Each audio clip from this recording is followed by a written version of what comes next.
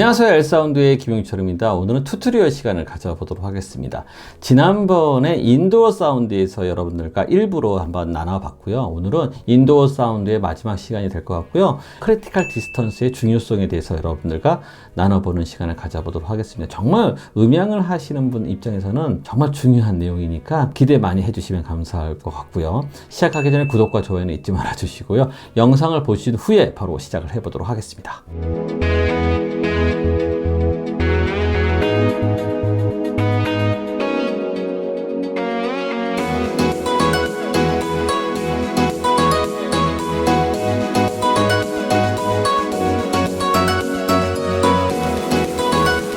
지금서부터는 크리티컬 디스턴스에 대해서 여러분들과 나눠보도록 하겠습니다. 이거는 뭐냐면 결정적인 거리죠. 우리 한국말로 얘기를 하면 자, 두 가지를 생각해 볼 필요가 있어요. 지금 표시되어 있지만 리버벌런트 필드라고 하고 있고요. 그다음에 인버스 스퀘어 로. 이건 뭐냐면 어렵게 얘기한 거지만 책에서는 어렵게 얘기를 되어 있지만 두 가지를 생각해 보라는 거죠. 직접 소리. 그러니까 직접 소리는 우리가 계산식으로 유추해 볼 수 있다고 했잖아요. 인버스 스퀘어 로라는 어떤 공식을 가지고 그것을 가지고 우리는 유추해 볼 수 있다라는 거죠. 요거를 알아야 되고요. 두 번째는 뭐냐면 리버벌런트 필드. 그러니까 잔향이 되는 어떤 필드에서 알아볼 필요가 있다라는 거예요. 이 두 가지를 구분을 해야 한다는 거예요. 다이렉트 사운드하고 리버벌런트 사운드에 대해서 이제 구분을 할 필요가 있다. 이렇게 생각하시면 될 것 같고요.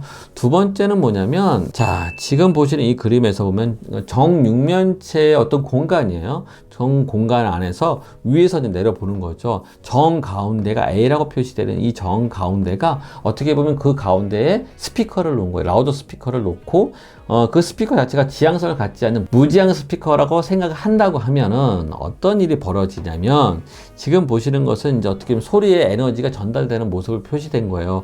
짙은 색으로 표시된 거는 세게 이제 아주 스트롱한 어떤 사운드 프레저를 갖고 있는 거고요. 얇게 표시된 거는 그만큼 소리가 강도가 줄어든 거겠죠. 제일 먼저 눈여겨보아야 될 것은 뭐냐, A라는 거죠. 소스. 그러니까 라우더 스피커고 무지향이고요. 먼저 이 A라는 것이 이제 A의 소스가 나갔을 때 지금 보시는 이 실선으로 표시되어 있는 부분이 다이렉트 사운드인 거예요. 소리가 어떤 반사되지 않고 소리가 전달돼서 직접적으로 가는 것을 표시한 것이 실선으로 표시된 이 부분인데 제일 멀리까지 간 부분이 이 부분이겠죠. 지금 빨간색으로 표시된 이 부분이 직접 소리가 간 제일 먼 거리일 거예요. 자, 그 나머지는 어떻게 되겠죠? 소리가 반사되겠죠? 자, 그렇다고 하면 C 영역을 우리가 한번 눈여겨보자는 거예요. C 영역은 어떻게 보면은 직접 소리보다는 반사돼서 오는 그 소리가 더 크다라는 거예요. 그러니까 리버벌런트 필드라는 건 뭐냐면 반사가 돼서 들어오는 어떤 영역을 얘기를 하는 거거든요. 그 영역이 좀 크다라는 거죠. 뭐보다?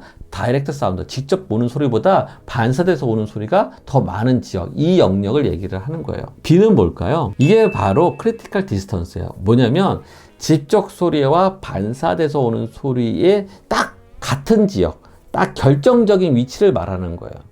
그 결정적인 위치가 바로 크리티컬 디스턴스라는 거죠. 자, 우리는 용어 정리를 마쳤어요. 그러면 크리티컬 디스턴스를 우리가 알았다고 하면은 뭐겠어요?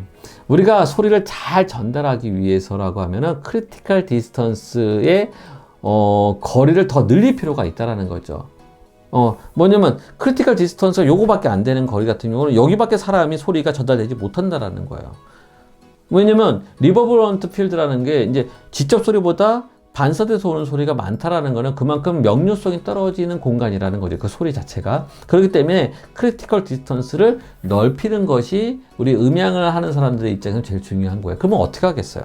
지금 보시는 그림처럼 어떤 지향성을 가진 스피커를 놔야 되겠죠. 또 그 홀의 모양도 정사각형이 아닌 어떻게 하겠어요? 조금 이렇게 직사각형의 모양을 가지겠죠. 그래서 어떤 한 위치에서 멀리까지 소리를 전달되게 되면 되도록이면 반사되는 것 소리를 줄여들게 하고 그 청중에 있는 곳으로는 많이 전달되게끔 하는 것이 우리의 역할이라는 거죠.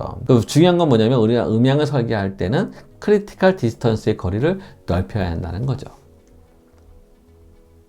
자, 마지막에 뭐라고 되어 있냐면은 SR, 그러니까 이제 우리가 사운드 레인포스먼트라고 하잖아요. 우리가 이제 어떤 콘서트라든지 음악 공연을 하는 공간에 있을 때, 우리는 뭘 생각을 해야 되냐면, 첫 번째 뭐냐면, 어떤 그 잔향으로 인해서 직접 소리가 희석되지 않도록, 묻어지지 않도록 이것을 가장 먼저 생각을 해야 될 거고요. 두 번째는 뭐냐면, maintaining clarity. 그 거리, 그러니까 아주 명료한 소리를 잘 관리할 수 있게끔 그 거리를 더 늘릴 필요가 있다는 거죠. 그러니까 먼 거리까지 클리어한 소리가 잘 전달하게끔 하는 것이 우리의 사운드 레인포스먼트, 그러니까 우리가 설계하고 음향을 하는 사람 입장에서는 가장 중요한 포인트가 된다는 거죠. 그래서 이제 원래는 그 건축 음향 하시는 분들이 이제 이런 것을 계산을 할 때 다 수학적 계산을 가지고 이제 했단 말이에요. 근데 요즘에는 어떻게 하냐면 대부분 다 시뮬레이션을 하죠. 프로그램을 가지고.